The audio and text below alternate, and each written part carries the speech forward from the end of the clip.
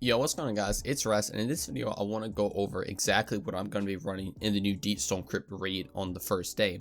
I know a lot of people actually want to go for first day completion or even try to go for worlds first, and this is probably just one of the most simplest and easiest builds that's going to be the most effective, and everybody should be running this if you have all the mods. Now this build will still be very viable after the first day completion, as this is just a very defensive, just all around build. So even after, if you want to complete it in the first week to be able to get the raid jacket, this build will still hold strong. Now this will also work on any character in the game. I'm specifically going to be showing on the Warlock because that's what I'm going to be running in the raid. And for Warlock, I'm going to be running obviously the Radiant stats. Super for Titan, you're probably going to run Bubble, and for Hunter, you're going to run Tether. Those are just the three best PvE supers, especially when you're under level. They're going to come in very, very clutch compared to other supers. Stasis might have a play in the raid somewhere, but honestly, Dawnblade, Radiance, Bubble, Tether, everything I just said is going to be your best option. Now, for weaponry, I have the Long Shadow right here and the Oculus SMG with Xenophage. This is going to be what I'm going into the raid with. I do have other things, but on the Oculus SMG, I have Minor Spec, and Long Shadow, I have Ball Spec. Obviously, this is going to be your boss damage if you need to, and Xenophage is going to be your main boss damage. Now I also have Anarchy, so I can swap Anarchy, and I can also pair with Long Shadow to get really, really good DPS for any boss, but I'm going to be running Xenophage for the most part. I also have things like Guillotine right here. All of these have ball spec. I have things like the 7th Seraph LMG if I need to run an LMG with Fire and Line and Clown cartridge, which is also really, really good. And I can swap just all these out whenever I need it. Now for primaries, I also have a Hawthorne's Fields 4 shotgun if I need to run a shotgun in my kinetic slot. This is going to be really good for just taking out majors if that ever needs to happen. And I also have Izanagi's because Izanagi's is still one of the best weapons in the game. I have Cold Down for a long range option, which is going to be really, really good. And to help out with that, for specials, I have things like First and Last Out for a shotgun. I have the Oculus Sniper Rifle if I need to run a Sniper Rifle if I'm running Cold Denial. I also have things like Martyr's Retribution, which is also really good for ad clear. Gnawing Hunger if I need to swap from the SMG to have a little more range. And pretty much all these weapons are going to have Minor and Ball Spec on them. Major Spec, I probably will run sometimes like on the shotguns or the snipers if I need to take out a major. But for the most part, Minor Spec, Ball Spec, and having just a long and short range energy weapon, special and kinetic in both slots, is going to be very, very good. I highly recommend pulse rifles because pulse rifles are really good usually when you're under leveled and can actually help clear content very easily. So that's why I have a Cold Denial. Now getting into the mods, this is where pretty much everything comes together. This is where the things actually start to matter a lot. Obviously running very good weapons is going to be really good. I highly recommend everybody getting Xenophage before you go into the raid because it's probably going to be the best all-around weapon. But for mods, I'm going to be taking advantage of some of the Charger Light. Now, I'm not going too crazy with it, so don't think you're going to get overwhelmed with Charger Light because I'm not going to be using that many Charger Light things. So I'm just going to start with the helmet. I'm going to be running Reactive Pulse for my main mod, and as you see, while Charger Light, when you take damage while surrounded by enemies, you emit a burst damaging arc energy consuming 1 stack of Charger Light. So this is going to be really, really good if things start to rush you down. Your Charger Light is going to proc and you're going to kill pretty much every enemy around you. If not, they'll be very weak and you'll stun them. Now, a thing that's really good for this mod as well is the second part, gain a powerful overshield while performing your finisher. Now, this is going to be really, really good since you're under leveled. If you need to run up and finish something, you're gonna be protected when you do it. Now when you finish somebody, you already have like what seems to be a little bit of damage resistance, but this is just gonna pretty much secure that you're not going to die when you do it. So even if you're in a sticky situation, you can just pop your finisher and you're not going to be invincible, but you're going to be very, very strong, and there's a very low chance you'll actually die to something. So it's just a very good old snap moment if you need to hit something to stay alive. It's going to be really good. And then on top of the energy bursting out, killing things around you that rushes you, it's also going to be good. Now, I have Sniper Rifle Ammo Finder. You can kind of swap these out to whatever you want. If I'm going to swap to a shotgun, I'm obviously going to swap these to shotguns. You can put machine guns on, just anything Ammo Finder. I highly recommend taking Ammo Finder over targeting mods because, targeting mods doesn't really do much in PvE. I mean, they obviously do something, but ammo mods are way more efficient in my opinion. And then since I have one energy left, I just put a discipline mod on it to try to even some of my stats out, and that is probably what's going to be best for that. Now getting into the arms, I have Protective Light, which is another Charger Light mod While Charger Light, you gain significant damage resistance against combatants when your shields are destroyed. This effect assumes all stacks of Charger Light. The more stacks assume, the longer the damage resistance. So this is another very good survivability skill. You're always going to have 2 charges of light essentially with this build, which I'll get into in a second. But if you get to red bar health, you're going to get just a stupid amount of damage resistance, and you're just not going to insta die to something. As soon as you lose all your shields, this buff is going to proc, and when it says you gain a significant damage resistance, it means that. On top of reactive pulse also giving you that overshield if you're finishing somebody, you are going to be very, very tanky. And that is the point of trying to get to, you know, a day 1 completion. Since you're going to be under leveled, you want to be very, very tanky, and those 2 mods alone will let you achieve that. Now, also for the arms, I have anti-barrier SMG on, which I also have access to every other anti-barrier overload unstoppable if I need to, because if you don't remember Garden of Salvation, there actually was, you know, champions in the raid, so there's probably gonna be a good chance that there's gonna be, you know, champions in this one as well, being that they didn't, you know, take them out or anything and they're still in the game. So I would definitely recommend trying to at least have something on here, because I mean, we don't know what champions are gonna be in there obviously, but you know, have it ready just in case you need to swap out for anything. Now, also have pulse rifle loader. I can run literally, you know, anything I'm gonna run for, you know, my weaponry. I'm gonna go in with SMG obviously, because I'm gonna be going in with Achilles to start with, but I can swap anything that I need to.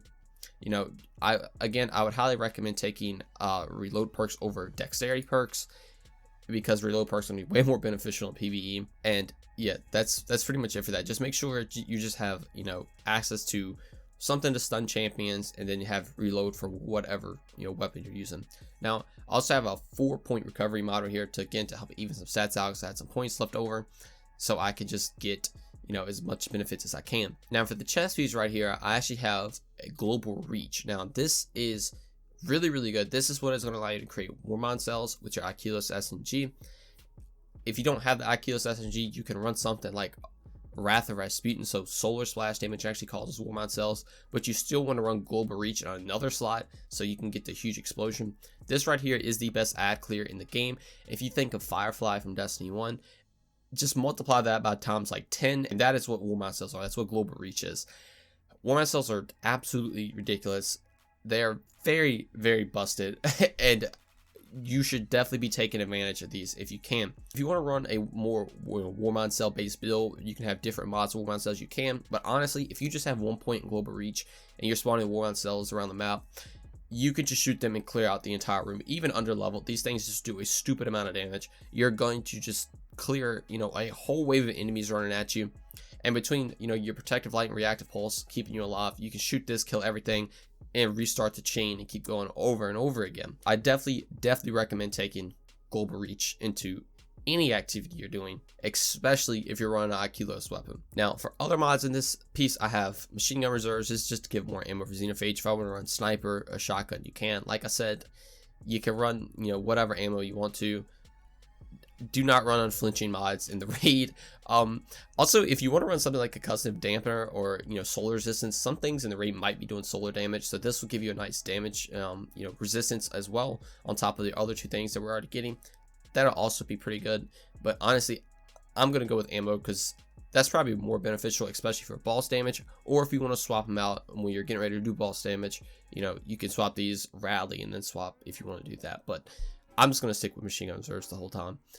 Or sniper if I want to swap, or shotgun as well. Now, again, I had some points left over, 2 points in, you know, amount of recovery mods, so I can get to, I think, what is it, 90 recovery, just to even some stats out. Now, for exotic on the Warlock at least, I'm going to be running transverse steps, and I'm going to be able to switch to Lunafaction boots if I ever, you know, need to switch for boss damage, if, you know, any other Warlock's not doing it. I also am going to have a pair of legendary boots as well, so I can swap to Phoenix Protocol if I need to, which I still need to infuse, but that is pretty much the exotics I'm going to run for the Warlock. Recommendations for Hunter are definitely Orpheus Riggs, you know, Styx Coyote, Titan, Helmet Saint 14, maybe even the new exotic helmet. Also, if you res somebody, you get the Overshield. There's any exotic that's really going to complement, you know, Tether and Bubble. It's going to work really, really well for those 2.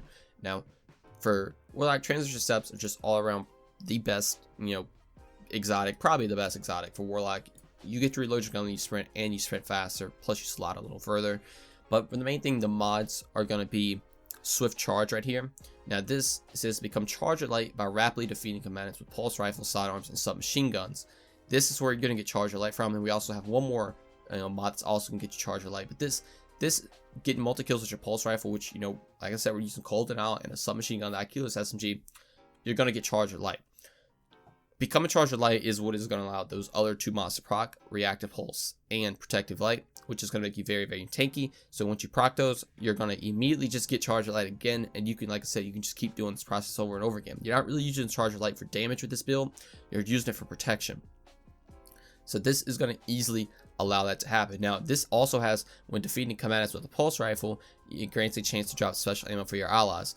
Since I have a arc mod socketed right here, this is going to work for all your secondary perks. If you don't know, arc Charger Light mods essentially have a second perk, and if you have another arc mod in any of your armor, this is going to proc the second perk. So that's why it's also procking up here on Reactive Pulse, because I have the arc mod socketed in down here. Now this is giving you reduced melee cooldown each time you pick up an orb power. That's okay, I guess, but I'm literally just using it to proc these 2 secondary perks, and it's only 1 point, so that's probably, you know, the best bet. So you're gonna have both of these additional perks proc.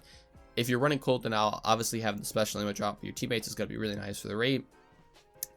And then for the other one, the finisher is, like I said, already super strong. But the main thing is you just want to become Charger Light with this mod specifically, so you can keep reprocking, you know, your damage resistance, your Charger Light mods. Then we already went over Invigoration, but then I have Sniper Rifle Scavenger right here. You can swap this out for machine gun, sword, you know, shotgun, anything, whatever ammo mod you want. If you even want to run Absolution, this is just going to let your cooldowns come back even quicker if you pick up orbs, which isn't bad. But whatever you really want to run right here, it's going to be probably beneficial for everything.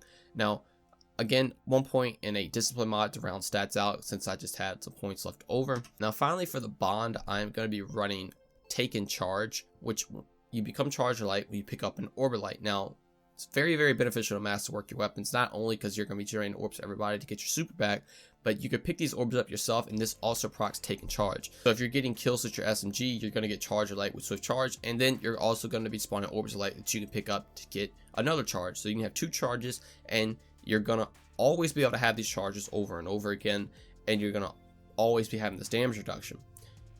This is going to be very, very beneficial for the new raid, and I highly recommend trying to get this on your character. Now, for the other 2, I just have cooldown things right here. Honestly, you can kind of run whatever depending on what your element is. If there's overload champions, I'm 100% going to put thermal overload on, and probably Surge Eater, so I can just keep getting my grenade back, since these do work with solar grenades and you're going to be running, you know, Well of Radiance. That's going to be really good. But just any cooldown base or any specific mod base to what the raid's going to be like is going to work really, really well for you right here. Then I have 1 point, again, Modern Discipline mod to help round stats out. So that is the day 1 raid build I'm going to be running. I'll probably also be running this throughout the whole week. This is just overall a very tanky survivability build, which, like I said, you really want that on the first day, since you're going to be 20 light levels under, assuming you hit 1230. And it's just going to make it a whole lot easier to function and not really have to worry about just dying to ads all the time. I really hope this video helped some of you out if you was curious on things you should run, because I know it can be a little intimidating with all the mods, but hopefully this clarified some of that up. I hope I explained it well, and I hope you enjoyed the video. But thank you all so much for watching, and I'll see you in the next one. Peace. Try to bait, run away, don't go. I'm in hell, might as well just go. Losing track, don't take my soul. I'm in first, you too late, you slow.